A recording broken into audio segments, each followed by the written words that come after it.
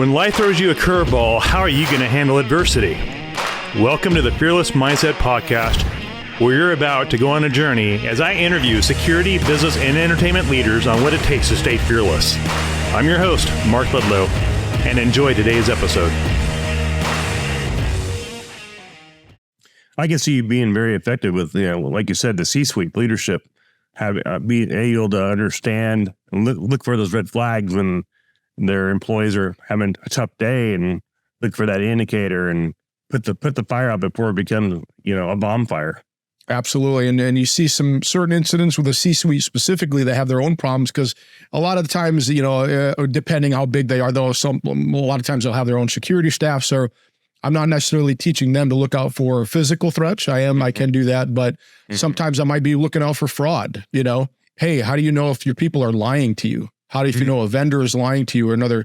There's been some really cool, I wouldn't call them case studies, but incidences where you can look at, there's no one's a human lie detector, but there's certain indicators that can key you off that someone's being deceptive. If you can see those, you might be able to put yourself in a better business position. And you even see it in M&A, mergers and acquisitions, right? Where, the people come in to do due diligence.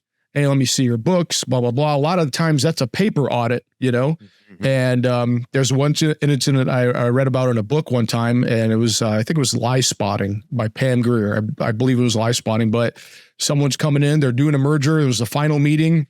They walk into the floor of the company and it's bustling. There's 200 people in there and it's loud and people are on the phone and they're like, wow, this place is really popping off. They have their meeting. And as the boss is walking out, he's kind of trained in some of these skills. He sees one person that just doesn't fit the baseline. And he's not making a value judgment here. She had like a nose ring, lots of makeup on, just didn't match a normal corporate setting. Didn't know a value judgment. And he just said, you know what, I'm gonna walk over there. And he walked in and tapped her on the shoulder and goes, hey, what do you do here? And she's like, oh, I file these and I put these over here. She's like, I'm kind of new. And he, seeing a couple indicators and he keeps kind of asking questions. He digs about 2 or 3 layers deep.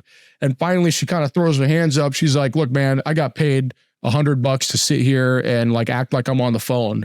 And he's like, what? He's like, who else is there? She goes, I don't know. They bust us in all this morning. And she's like, how many of you? She's like, everyone here. And, the whole floor was a bunch of fake actors just making it look, bustling. And they obviously didn't do that deal. So it runs the gamut. You go from threat detection to, things like mergers and acquisitions. That is wild that a corporation would actually do that. Yep. And they don't usually, again, it's usually a paper audit, but no one's picking their head up. We tell people to get their head out of their phone, but as a C-suite member, as a leader, pick your head up and actually look at what the behaviors are telling you, because 60 to 70% of communication is nonverbal. But everyone's just focusing on words, what's coming out of my mouth. You got to listen to the words, but you want to take that and put it up against the nonverbals. And because the nonverbals don't lie. Most people have no idea what they're giving off to the world. Wow. That's such a deep science. I mean, just like the psychology behind it and reading body language. Like me sitting here folding my arms, I'm listening, and people think, oh, he's in defensive posture. No, I'm actually listening. I'm just engaged, but I'm listening, but I'm relaxed. And so it's just how much you can learn just by in 30 seconds of watching somebody. And people watching. And we, for an executive protection agent out there, what I'm doing? I'm watching my surroundings. I'm not watching the principal. I'm 360, figure out where the next target is coming from. Exactly. Looking at the crowd. And, I worked with a retired DOJ guy who runs a detail here in Los Angeles, really, really successful detail. And, he'd tell me, and he'd tell his guys all the time, he goes, if you're an EP agent and you clear leather, you draw your pistol, it's like you've screwed up 6 ways from Sunday. You should have stopped that chain of events, way before you're clearing leather, for 99% of the stuff out there. So I really like that. He goes, if you cleared leather, you're screwed up. You're probably getting fired unless you have a real good reason, why that gun came out and you didn't see it at step 3. That's kind of the mindset, the left to bang mindset. We applied that in the military to counter IEDs, An IED just doesn't wake up one day and bury itself in the ground to kill Americans or Marines and whatnot. Someone has to build that IED. Someone has to source it. Someone has to pay for it. Someone has to emplace it. So there's a whole chain of events that you can deconstruct, and all you got to do is stop one of these events, and you've disrupted that violent event from happening. Yeah, that's powerful. Yeah, there's so many variables. I mean, there's so many things to look out for. Just patterns. If your pattern's out of place, boom, it's an indicator. Absolutely. Pretty wild. And for the audience listening, we have a special guest. We're about at that 30-minute mark of this podcast. And we got Yousef Badou. I don't want to hack his last name too much. And he's a subject matter expert in behavior sciences and patterns and whatnot. And where can they find you on the internet, Yousef? Yeah. So we talked about the evils of social media. Well, I'm all over social media. So I'm on, Instagram and all that, but I'm really trying to drum up some subscribers on my YouTube channel. So if you'll just look up Yousef Badou, I'm the only Yousef out there, really, especially Yousef Badou. You'll find me on YouTube, but if you go to the website, it's www.emergencedisrupt.com. Again, that's emergencedisrupt.com. But again, I'm all over social media, and really check out the YouTube because we're dropping really good information on there right now. I developed an active shooter pre-event indicators course. Nice. So if you look at, all these active shooter trainings, they're all great, but a lot of the times, most of the times they're starting right there when the gun comes out, right? When shots are fired. All right. When the shooting starts to do this. So I built a program that's before all that, looking at pre-event behaviors, look at, things like social media posting and things of that nature, to where we can pull on that thread and disrupt an active shooter event. I usually charge people $100, $97 for that. I'm actually dropping a video a week on my YouTube channel. So you can get it completely for free. There you go, guys. YouTube channel. Take advantage of the guests and to the listeners and the subscribers of this podcast. Yeah, take advantage of his offer right there and get it for free, and then take his course. He's very sought after. To my colleagues in the industry, speak highly of him, and they say he's good at what he does. And a buddy of mine, Tom at Pinkerton, speaks highly of you too. He's like, hey, Tom, yeah. He's good Mr. Hard Charger, never been in the military, but he acts like a Marine. Belt fed, that's what we call that. Belt fed, exactly. But Yousef is very sought after in his industry, and very respected, considered a thought leader in our industry too. So if you young people have not heard of him before, dial in on his YouTube channel and LinkedIn as well. He's got a lot of content and just help you grow in your career, whatever you decide to do. And I just want to give you a shout out on your social media, and also on the YouTube. You can find me at Mark Ludlow there, and Instagram, the Mark Ludlow, and the Fearless Mindset podcast website. And there's a lot of changes going on in the industry right now, and we have a lot of young executive protection agents coming in the industry.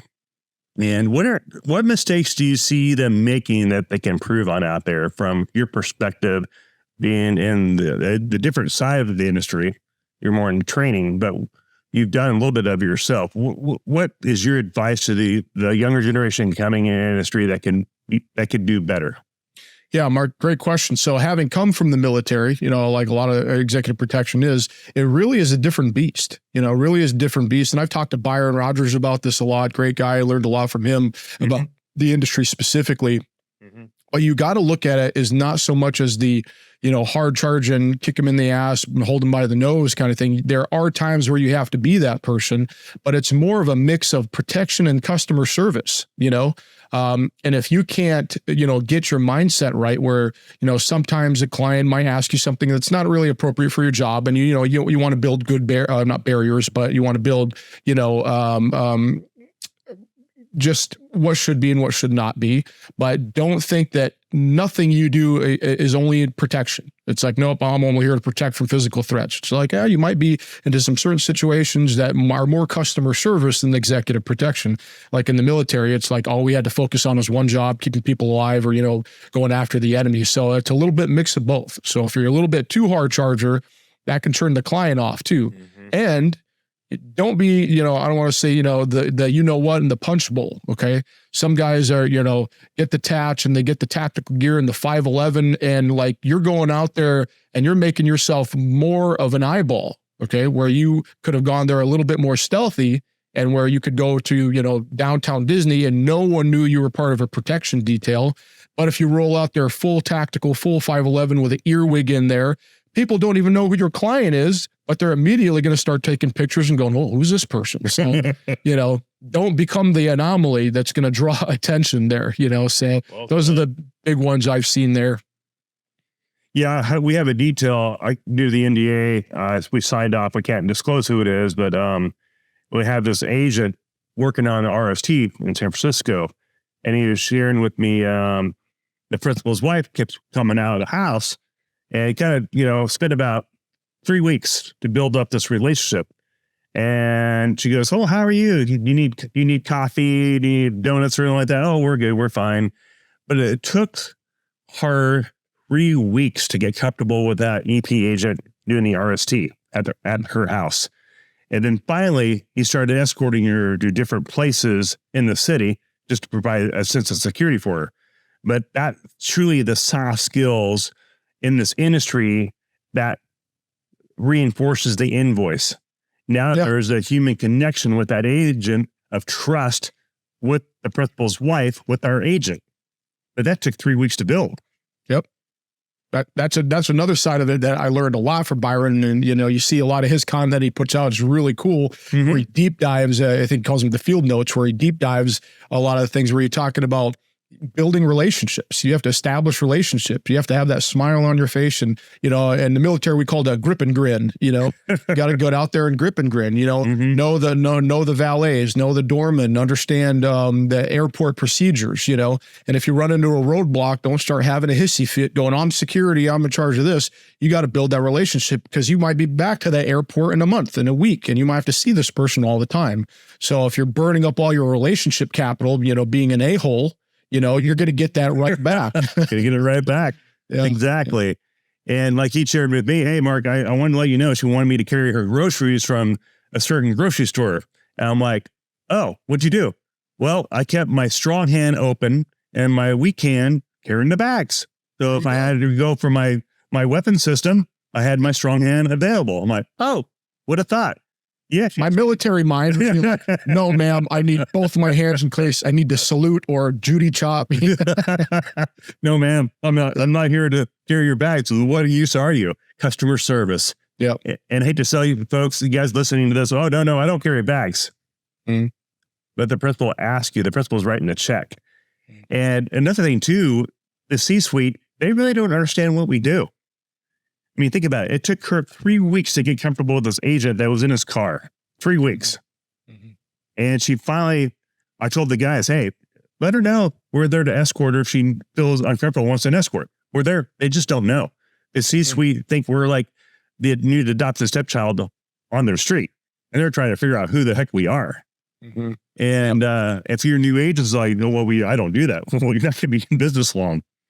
Yeah, we in the military, it reminded me of something we would tell the younger junior enlisted guys, or as they're picking up their NCO ranks, you're going to get a lieutenant, you're going to get a captain that's going to show up, and they're the officer, they're the leader. But it's if you're getting stonewalled by them, let's say you want to do training, you want to take your guys out and do this, you want to do that, and you're getting stonewalled by this person. Guess what? That's on you. You haven't done enough education. You haven't built enough trust and education. You haven't educated that leader, because he might not know what you know. He doesn't know what you know.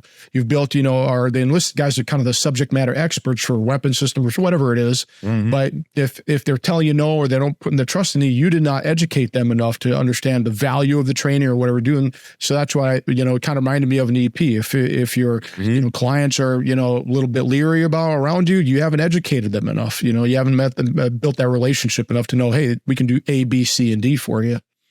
And what I told that agent was, I said, "Agent so-and-so, this is the lesson of the business. Trust is worth so much money. Once you establish that trust, it's golden. But earning the trust, that's the hard part. It took that principal's wife 3 weeks to build her trust to say, "Hey, I'd like to have you go with me on a walk." Boom. I said, dude, that justifies the invoice right there. Yep. And he's signing that check for us, for the entire team. I owe you a steak dinner for that one. That's what I told him on the phone. And how easy is it to lose that trust, Mark? How quick is it to lose the trust? Do something stupid, or I even told him on the phone last night, hey, do you have Listerine in a go bag, or toothbrush in a go bag, or a stick of deodorant? Yeah. Because what a lot of these agents don't realize is, yeah, you might be sitting in the car 99% of the time, but that principal comes out to talk to you, you roll down your window, and if you have burgers and tacos and Taco Bell in there, it's going to reek. That's great. And they're going to smell that. And then all of a sudden you have taco stuff in your teeth, and you roll down a window to talk to the principal's wife. Women have a high sense of smell, more than men. And I've seen so many agents get rolled because they stink and smell. No kidding. Wow, that's a great insight that people have probably never heard before. You don't realize it, you know. That's awesome. And so I told him, hey, make sure you have Listerine. Oh, yeah, I got my brother's a Navy SEAL, and he told me to have this go bag. And so after every meal, I do my floss, I do my brush, and then I have my Listerine. They're like, perfect. That's good. Don't want to smell and stink, and get out and you're next to the principal, and then also you haven't had a bath in a while. You're going to start stinking. They're going to want to remove you because you smell. Absolutely. And you have to have a sense of hygiene too, especially in this industry, just because you're interfacing with people. This is a people skill industry, and not just being a Jason Bourne, you can shoot and kill people. No, this is 90% soft skills to survive. And the industry is starting to change. So do you see a change in the industry as well taking place right now? From the outside looking in, I'll tell you that much. I've trained a lot of executive protection. Yeah. From the outside looking in, I'm seeing a lot more focus on kind of what we talked about earlier is cybersecurity. There's a much bigger focus on that.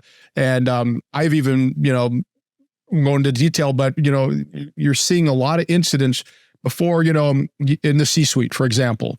What we're worried about, a physical threat, some, type of criminal act, a car theft, a mugging, what you have.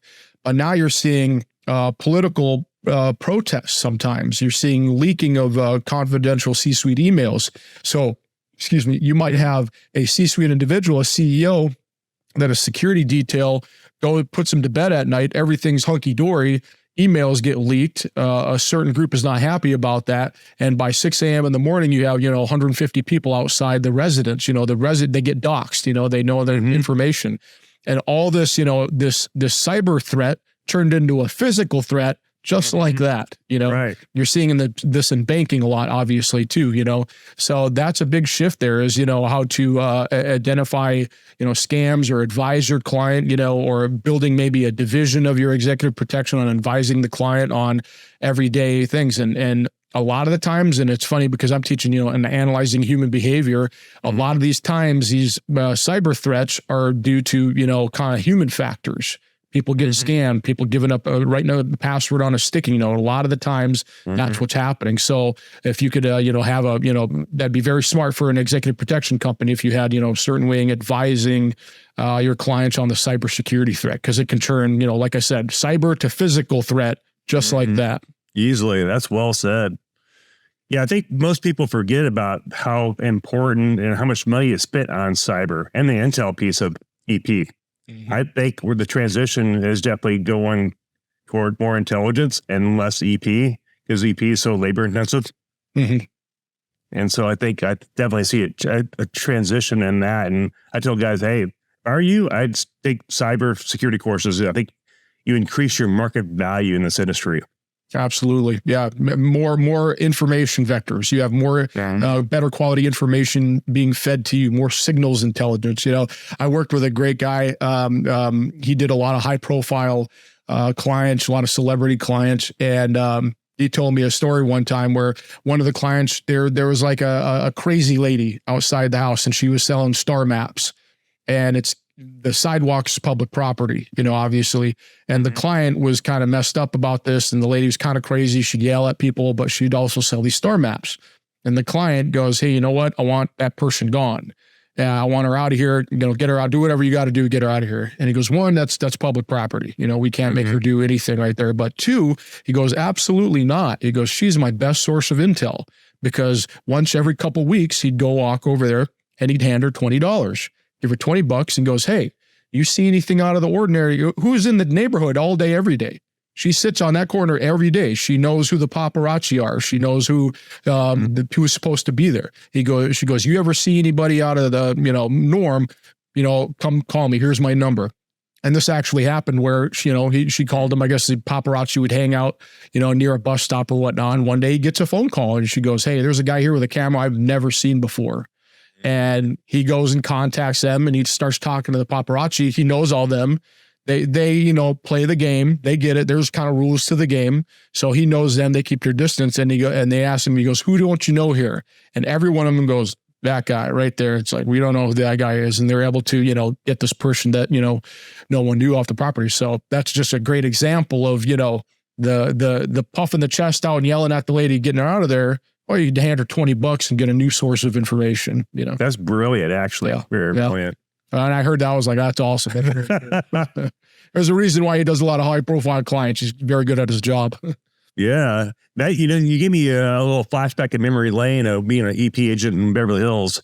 And if you want to know information, you talk to the drivers, you talk to the valet guys, and you talk to, the valet and the drivers. And Uber drivers, taxi drivers. Yep. They know everything going on in that city. They all talk to each other. If you want to get intel what's happening, you spend a couple of days out there and you'll find out exactly what families are coming into the city, how long their reservations are going to be, when they're checking in, checking out. I mean, that's the best source of intel that I've learned over the years to figure out, if it's going to be a busy summer, like for royal family coverage, for example. But yeah, that's a great story about the lady on the street that. And imagine, like, obviously, if you go full Kevin Costner and save someone's life physically, that's a good thing. You have a client for life, in the EP industry. But what if you just that little caper right there? What if you went to your client and kind of walked through that and explained to them what you did and the source of information you got? What do you think you'd look like in your client's eyes? They're seeing this big strapping fellow with tattoos and whatnot. They think you're just, muscle. And then you come to them with that, just that caper we talked about right there. What do you think you would look like? I bet they'd look at you like Inspector Clouseau, like, hey, this guy's on the books, man. This guy knows what's going on here. Pay him a salary. He's getting it out from everybody. Yeah, he's active duty now. Well, think about it. The government uses the CIA agents to do exactly that around the world. Absolutely. And they have undisclosed amount of cash they use daily to get resources, intel on our enemies. And that's what they do. Absolutely. And then they also hand that money to our enemies sometimes, to go, hey, look, you're not going to attack this area. It's a different type of warfare, but that's another option there. There is, not to go down another rabbit hole, but there's private military security companies rolling around in Iraq and Afghanistan. And there's always whispers like all these convoys would get attacked all the time, except this one company. It's like, man, this company never gets attacked. Well, they're walking around handing out cash to, these people that were attacking them, going, hey, genius. If you see these trucks, don't shoot at us. Hey, I'm not condoning that, but I'm like, it's kind of a pretty smart way to do that if you have the cash, obviously. That's smart work. That's just smart warfare battle strategy. Mm-hmm. But one thing I learned when I was working as the EP agent, another thing is the dollar talks in Los Angeles. Mm-hmm. And, I came down from Oregon to get in the EP industry, and my buddy says, did you grease them? Grease who? I don't have any grease. No, grease them. What are you talking about? Did you, the maitre d', the valet guy, did you grease them for the information? No. What do you mean? You give them money. Mm-hmm. They talk when they're given dollar bills. Yep. He said, I always keep $200-$300 cash with me when I go do advances. I do it myself going into a hotel. I don't talk to the maitre d', but every time I've gone into a hotel, whether it's Vegas, whether it's Ohio or Idaho or California, $20. You would not believe what $20 would get you. And you slide it, you take your ID and your credit card and you give them the $20. I've been upgraded to suites. Hey, we don't have anything, but we got the suite. No one's in it right now. Go ahead. And you build it all goodwill. And they see you coming down the stairs and they're like, hey, Mr. Badou, how are you? So that's just me traveling. $20 to give you a lot of information. So what do you think it would do for everybody else out there? And it gives them it tells them you have a sense of gratitude towards them and their customer service. Absolutely. And you're creating a trust of money exchange. And it does, you tip some people like that, it changes the world and makes your life a lot easier. And I know a lot of new agents don't understand that concept, but it worked for me many, many, many times. You know, I got the business 15 years ago, and I had people tell me, "Oh, you got to grease people in LA to get what you want." I'm like, "Oh, you got to pay for that table. If your client wants that table, you might have to drop down $1,000 cash to that waiter." "Oh, it's cleared that table got canceled. I just got $1,000 cash." Yep, it's a business expense at the end of the day. You know, price of business. It is. Yeah. You got any parting words? We're about ready to wrap up this show with you. I know your time is limited. Any advice out there to the law enforcement community, military community, and any things you would really message you'd like to get out to people listening? Yeah, just that we kind of hit on already is become a student of human behavior. We are surrounded by people all day, every day. You can play these little games. You can people watch all the time. Become an avid people watcher. You know, I think you should come, to someone like me and get some actual formal education and nonverbals and left to bang mindset like we learned at Combat Hunter program. But if you can't do that, just go out there and become, observer of human nature. You look at law enforcement, they analyze behavior better than I ever would because they've been doing it all day, every day as a job for years and years and years. But I still teach law enforcement because when I go to them, they'll stop me, on a break and they go, "Hey, I've been doing what you just talked about for 20 years. I just didn't know I had a name. I didn't know there was research." I go, "Yep, here's the research. You can articulate it in a court of law." So if you're really good at this and you've got really good situational awareness, try to take whatever you've learned and experienced in your life and become a conscious competent of it. Why do I do that? Why do I stand like that? Find some research because it's out there, And so the more formal education, the more kind of conscious you can be of why you act a certain way, why you have these certain situational awareness things, the clearer you can see threats coming, It's really cool to be John Rambo and stop that active shooter after he's popped off shots. But when I tell my people, when my clients, when they come to me with their stories, and they always do, the punchlines of their stories, the end of their stories, always end up being like, I'm like, "All right, then what happened?" And they're like, "Well, nothing. I grabbed my wife and I got the heck out of there." It's like, that's a good day in business. That's how I want to do business. I want to find out the kinetic side of it because I said, you know what? A plus B plus C, that's enough information for me. I'm grabbing my family. I'm grabbing my client. I'm getting the heck out of there. I'll read about what happened on the news. So that's the parting words I'll give to everybody else. Become that student of human behavior because all around you, all day, every day. So you train law enforcement, SWAT teams, you like government agencies as well, like maybe FBI, those guys too? And absolutely. I've done government agencies and protective people and wow.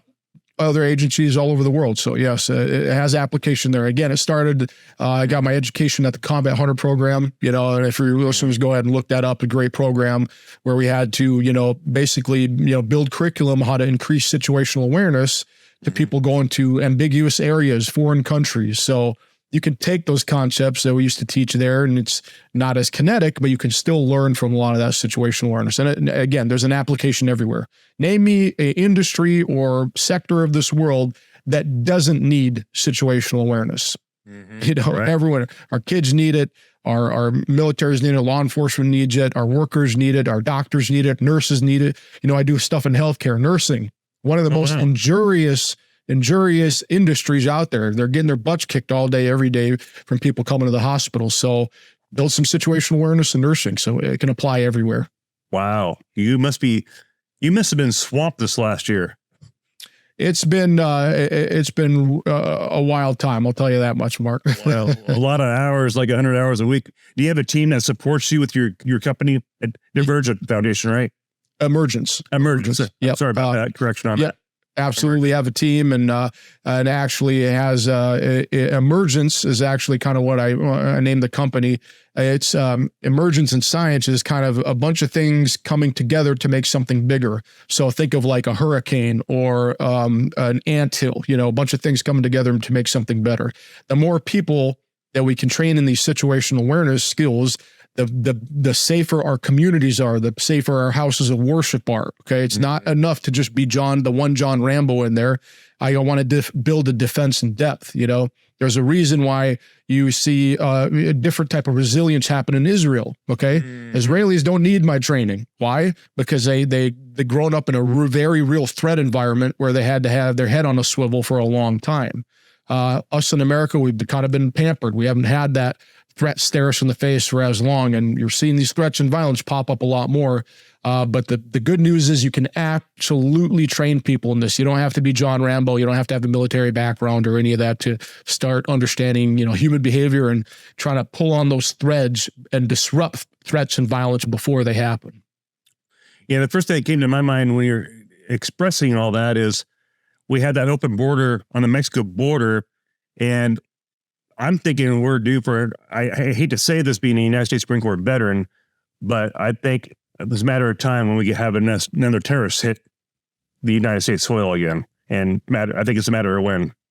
I mean, they're just 2 weeks ago, they're having Chinese nationals brought across the border. If you look at the numbers, everyone thinks, oh, it's Mexicans coming across the border. Well, that's a portion of Mexican, but it's a lot of South America. It's a lot of Haitians coming over too. And then now we have, full-blown Chinese citizens crossing the border. They caught 4 of them last week. So why is that, I wonder? Yeah, geez. Yeah, I wonder why. Is that a big open hole? Yeah, absolutely. We have no idea. And you see, some of the people in administration touting the numbers. Hey, we've caught more people. Well, no, than every, history record-breaking people we've caught crossing the border. Well, the other number you need to look at is the gotaways. Okay. So if you have a record number of people that you've caught, you probably have a record number of gotaways probably. And I've heard estimates of, we catch about, and this is from Border Patrol agents who have said we catch about 25% of people crossing the border. 25%. So who are they? Where are they coming from? What are their intentions? Again, I'm not a complete bad person here. Most of those people are just trying to live a better life. They're coming to America trying to build a better life. But there has to be checks and balances. There has to be either we have a border or we don't. It's one or the other. It's non-binary or it's binary. Exactly. Right. So. Wow. We covered a lot of ground, folks. And if you're listening, we just had Yousef Badou on with Emergence and behavior sciences and that type of thing. He trains law enforcement agency guys and probably been all around the world. So check out his website, check him out on LinkedIn, and follow him on YouTube as well. He listen to the show and find out where he's at. And if you want to get some training, your agency needs some training, or a corporate organization or your C-suite executive, you need his expertise, reach out to him and give us a shout out on YouTube. Give him a little comment on his YouTube channel as well. Let them know what you think. Love us or hate us, and maybe you're a liberal. Like what we talked about. Let us know. You can send us some hate mail. I love my haters. They motivate me.